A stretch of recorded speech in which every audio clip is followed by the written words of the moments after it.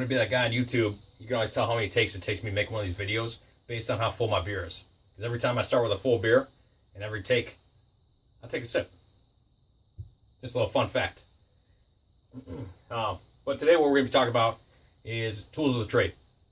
I was originally going to make you a video and show you how I cut things and, talking about putting details. But it doesn't make a lot of sense if I don't go over the tools of the trade. You need to know how I'm getting these things and what tools I'm using to do that. So let's get into it. First thing you're going to need, you need something to mark on your phone with. Most of the time I just use this, black pen. I also use a Sharpie. Nothing too fancy about that. You're going to need some straight edges. I use this as my straight edge, this square. It's pretty nice. You get a 90-degree angle here. You get a 45 here. You got a ruler up here on top for quick measurements. The only downside of this thing is it's plastic. So if you use this thing that you cut up against and you're not careful, you can cut in this thing and then it's not really much of a straight edge anymore because now you've shaved it off. So be careful when you're doing that. But this is a great tool to have. I also use a metal straight edge for longer cuts. And I'm also going to have a ruler. Measuring tape. Tape measure. Whatever. For cutting, I use a small X-Acto. Standard utility knife. X-Acto knife with the tips that break off. So if you damage your tip, you can just snap that off with a pair of needle nose pliers. And then that will give you a nice clean edge on that one. And believe it or not, foam actually dulls these blades out really fast. So either have an endless supply of blades on hand, or simply just go out and pick up a sharpener. I'll make maybe 5-6 cuts, and then I'll just run it through the sharpener a couple times. Because the sharper your blade is, the cleaner your cut's going to be, and that means the less work you're going to have to do for cleaning that cut up. I use a Dremel or a rotary tool to clean up the edges sometimes if it's a bad cut. But the easiest way to avoid that is just have a sharp blade. It saves you a lot of time, and you're going to be a lot happier with the results. Just go out and pick this up. It's real cheap. You can get one I got this from Lowe's. But they got them at Harbor Freight, Home Depot. Pretty much anywhere you can get a sharpener. So just have one of those things on hand. It works great. Also like a pair of scissors. The downside to using scissors is if you're cutting a piece that you want joined up and you want it to be a nice clean edge, this isn't going to be a good choice because it's going to round the edges as you're cutting it. But this is great for just doing some quick stuff, or if you don't really care what the edges look like because you're going to clean up with a sander or a Dremel or something, then this is great. Saves you a lot of time. You don't have to worry about sharpening that. Get some detail type stuff. Scribe, awl, whatever you want to call it. I just use this to poke holes and stuff. Really is all I'm using that for. Metal files. It's this is one of the big things I use for detailed work. So what I'll do with that is I'll cut like a little groove into the foam, like you can see here on Optimus, and then I'll take my file and I'll stick it into that groove and just run the file back and forth. What that does is going to clean out any kind of burrs you had in there, and it's also going to kind of widen that bottom half of that cut, and it just gives it a really cool look. Later on we'll actually get into that, and I'll walk you through that. Soldering tool. Just basically the tip gets really hot and it's gonna melt your foam. Just kind of practice with that and see what works and what doesn't work. I use a Dremel.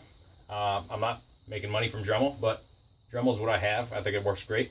Any kind of rotary tool you might have will work just fine for you. There's tons of different bits for these things, and really it's just a matter of finding what works for you, what you like. There's all kinds of different bits, and you can get some really cool effects with them. So you just got to see what works for you and what doesn't, and what you're trying to achieve with your project. Heat gun. I'll use this. I'll use it to seal up my foam before I paint it, and I'll also use this for, if I want to form a piece of the foam, just heat it up and then bend it to however you want it bent. Works pretty good.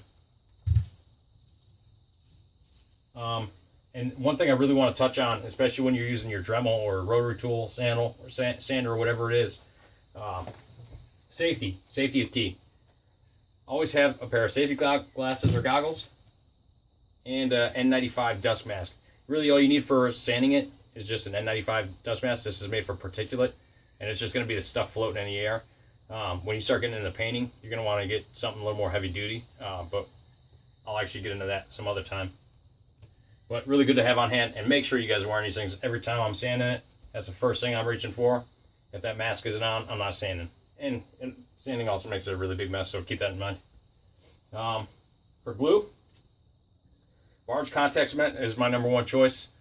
This gives me really nice clean seams, and I've been really happy with the results. I've used a couple other ones, Weldwood I think was one, and it just really wasn't too good. It eventually started, you know, breaking apart and looking really bad. I haven't had that issue with barge at all. The way you want to use barge, I'll just give you a quick rundown on it. So what you're going to do is you're just going to get minimal amount on this brush that you can have. Don't goop it on. If you goop it on, it's not going to work. So when you use this, real lightly brush it on your piece, on both sides of your pieces. Let it dry. They say 10 to 15 minutes. When I do it, I really only let it dry for maybe 5 to 8 minutes. Really just till it looks dry. It'll get like kind of a glossy, well, at first it'll be glossy. When it's dry, it looks kind of just dull. But once you have that, this is good to go. And then you could stick those two pieces together.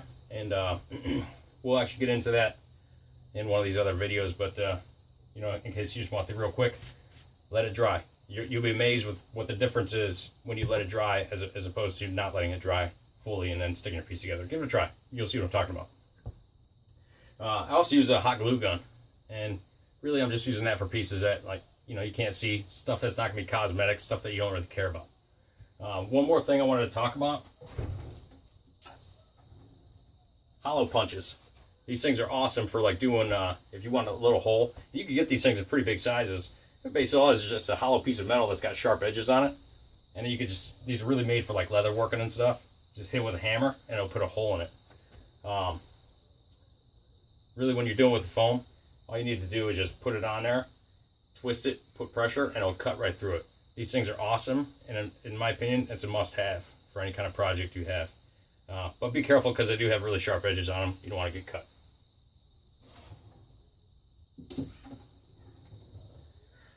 And then the last thing I want to talk about is when you're going to cut stuff, you want to have a nice cutting surface. If you don't, you're going to dull your blade out. You're not going to have real good cuts. So what I use is I just use an old mat. This is just one we had for sitting around for years, and I decided to basically recycle it, and I use it as my cutting mat.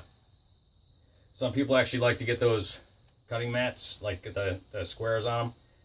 I haven't tried one. The self-healing ones, I haven't tried it. But for the amount of cuts I do, I just don't see it self-healing for that long.